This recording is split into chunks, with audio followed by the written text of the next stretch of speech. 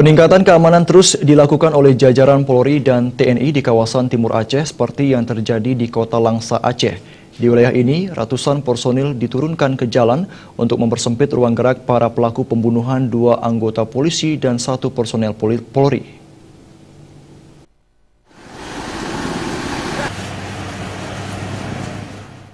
Beginilah situasi di depan Mapolres Kota Langsa, Aceh.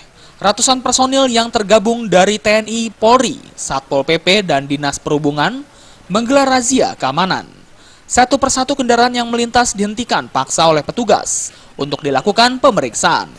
Tak hanya kendaraan pribadi, petugas juga memeriksa kendaraan umum seperti bus dan minibus lainnya. Selain memeriksa kelengkapan kendaraan, petugas juga memeriksa identitas pengendara, seperti memeriksa kartu tanda penduduk atau KTP.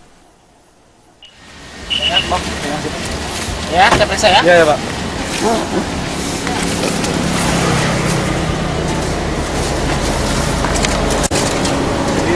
Iya.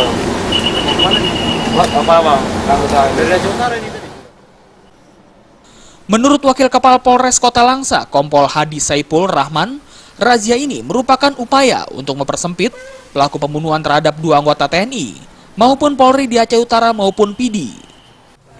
Untuk kegiatan yang dilaksanakan mengimbangi daripada kejadian-kejadian yang sedang berlangsung di Aceh ini, seperti ketahui bahwa ada kejadian di Aceh Utara, kemudian di PD atau di Sikli juga mengenai penembakan anggota kepolisian.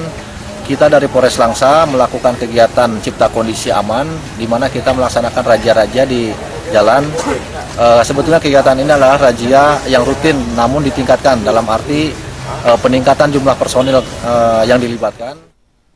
Selain itu, petugas juga melakukan penyisiran di setiap hotel maupun penginapan yang berada di Kota Langsa.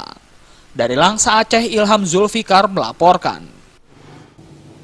Pemirsa, berikut kita simak perakiraan cuaca sejumlah kota besar di Indonesia.